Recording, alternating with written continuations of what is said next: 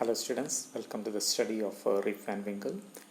This is a part of our course, Modes of Fiction. We should start with an understanding of Netherlands, or we use another name, and also the Dutch. Netherlands is located in Western Europe. It's also called Holland. The term Dutch indicates the language, the Dutch language, and also the people. They are called the Dutch. It is a major colonial power right from the 15th century. It had even control over India. There is the Dutch East India Company.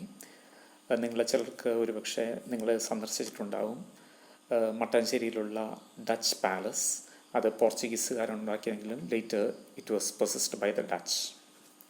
So we should understand the Dutch as a major colonial power. Now about the Dutch settlement in the Americas. We should go to 1609, the arrival of Henry Hudson. He came with a group of people in a ship, and he landed somewhere in the coastal region of America. And as you can see in the map, he performed a mapping of the region, which includes a river which later was given his own name, the Hudson River. The settlement of the Dutch people in the Americas, in Northern America, it started in 1630. One such settlement that is called New Amsterdam, after the Dutch capital city of Amsterdam. It was given over to the British as part of a treaty later, who renamed it as New York.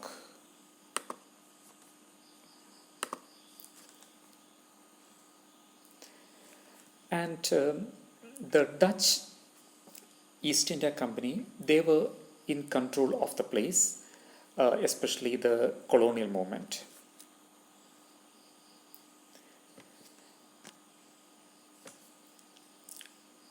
Later, many of the Dutch territories, they came under the English. The British were ruling over them. And the American Revolutionary War, or we know it as the American War of Independence, which started in 1775 till 1783, it overthrew the British rule in the colonies. And that is the establishment of the United States of America. So here, power moves from one George to another George. George III, the King of Great Britain, to George Washington, the first President of America.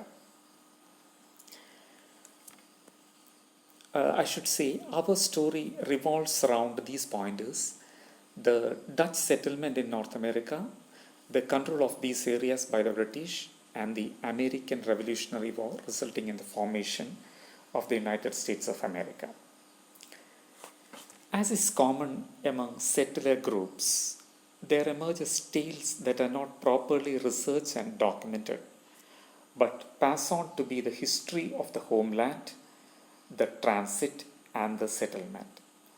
Thus, we have many stories here coming up in this Dutch settlement in America.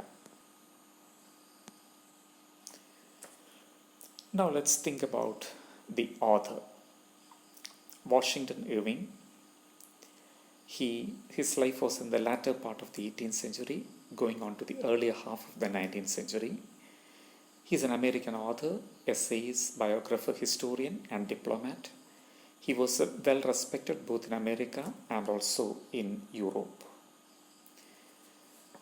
The work that we consider, it is a part of a collection, the sketchbook of Geoffrey Crayon Gentleman.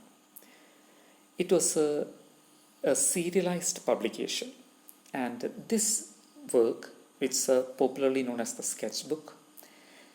It contains two of Irving's best known stories, The Legend of the Sleepy Hollow and Rip Van Winkle. One thing special about these stories, Irving says that these works come from another writer. It is a fictional Dutch historian by name Dietrich Knickerbocker.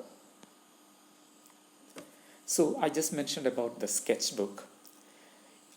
ഈ sketch ബുക്കിന് മുമ്പ്, അതായത് ഏതാണ്ട് ഒരു 10 വർഷം മുമ്പ്, Irving brought out another work, A History of New York from the Beginning of the World to the End of the Dutch Dynasty by the same person, Dietrich Knickerbocker. അപ്പോൾ ഇവിടെ ഈ ഡച്ച് ഡൈനാസ്റ്റി എന്ന് ഉദ്ദേശിക്കുന്നത് അമേരിക്കയിൽ വന്ന Dutch settlement. അത് നെതർലാൻഡ്സിലെ ഭരണത്തിന് കീഴിലായിരുന്നു. കുറച്ചാൾ കഴിഞ്ഞ് അത് ബ്രിട്ടീഷുകാരുടെ കയ്യിലായി. അതുവരെയുള്ള ചരിത്രമാണ് ഇവിടെ പറയുന്നത്. അപ്പം ഈ ന്യൂ ആംസ്റ്റർഡാം എന്നുള്ളത് ന്യൂയോർക്ക് എന്നുള്ള പേരായി. അവരുടെ ഒരു ചരിത്രമാണ് ഈ കഥയിൽ പറയുന്നത്. ഇത് എഴുതിയിരിക്കുന്നത് വാഷിങ്ടൺ ഇർവിംഗ് ആണെന്ന് പറയുന്നില്ല. It is by Diedrich Knickerbocker. Why is it so? Before the publication of this work, ഒരു വലിയൊരു ഹോക്സ്, മനുഷ്യരെ പറ്റിക്കുന്ന ഒരു പരിപാടി, ഇപ്പോഴും നമ്മൾ ഇൻ്റർനെറ്റിലൊക്കെ ഉള്ള ഹോക്സിനെ കുറിച്ച് കേൾക്കാറുണ്ടല്ലോ. ഈ വർക്ക് വരുന്നതിന് മുമ്പ് പത്രങ്ങളിൽ there came a missing person advertisement. മിസ്സായിരിക്കുന്നത് Dietrich നിക്കർബോക്കറാണ്. ഇത് പത്രങ്ങളിൽ ഒരു പരസ്യമായിട്ട് വന്നു. അതോടൊപ്പം തന്നെ പത്രങ്ങളിൽ വരുന്ന വേറെ ഒരു നോട്ടീസ് കൂടെയുണ്ട്. അതൊരു ഹോട്ടലിൻ്റെ പ്രൊപ്രൈറ്റർ കൊടുത്തിരിക്കുന്നതാണ്. അദ്ദേഹം പറയുന്നത് ഈ നിക്കർബോക്കർ എന്ന് പറയുന്ന ഒരാൾ തൻ്റെ ഹോട്ടലിൽ റൂം എടുത്തു. But he has failed to return. He left without paying his bill. If he doesn't come back, this proprietor will publish a manuscript Knickerbocker has left behind. അദ്ദേഹം അവിടുന്ന് പോകുന്നതിന് മുമ്പ് ഒരു ബുക്കിൻ്റെ മാനുസ്ക്രിപ്റ്റ് അവിടെ ഉണ്ടായിരുന്നു. ഇയാളെ കിട്ടിയില്ല, ഞാനിത് പ്രസിദ്ധീകരിച്ച് ഇതിൻ്റെ കാശ് ഞാനെടുക്കും. And unsuspecting readers they followed the story with interest.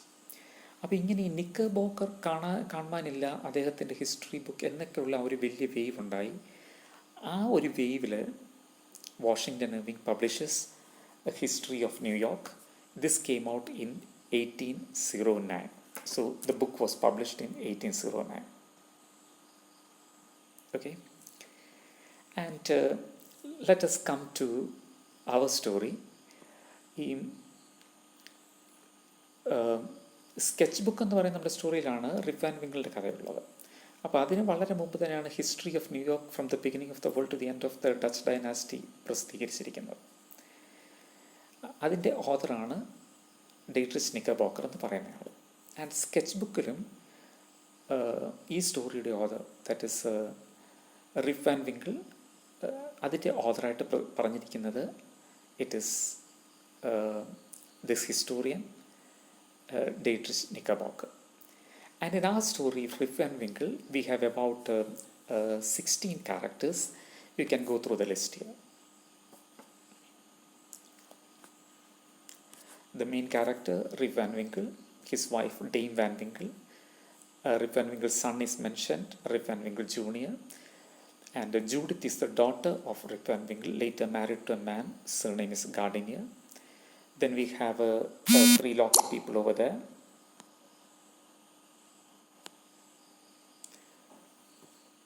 And the wolf is the name of Rip's dog.